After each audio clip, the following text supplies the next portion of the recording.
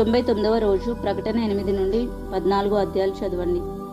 ఆ సింహాసనం నందు ఆసీనుడయుండి యుగయుగములు జీవించున్న వానికి మహిమయు ఘనతయు కృతజ్ఞతాస్థుతులు కలుగునుగాక అని ఆ జీవులు కీర్తించుండగా నేనును కృతజ్ఞతాస్థుతులు చెల్లించదను. ఆమెన్. ప్రతి విషయమందును కృతజ్ఞతాస్థుతులు చెల్లించుడి.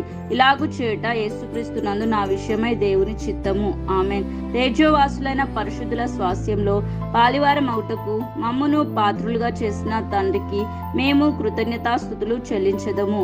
ఆమెన్. యెహోవా దయాళుడు, ఆయనకు నేను కృతజ్ఞతాస్థుతులు చెల్లించదను.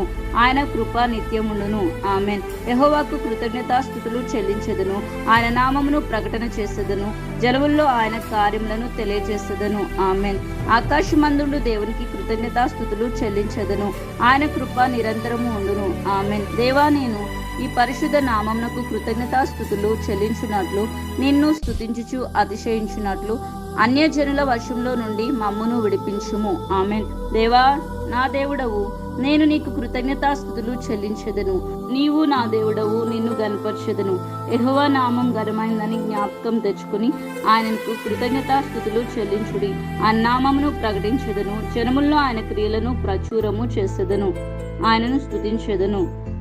ఆమెన్. నేను వచ్చినట్లు నీతి గుమ్మములు తీయుడి. నేను వాటిలో ప్రవేశించి యెహోవాకు కృతజ్ఞతాస్థుతులు చెల్లించెదను.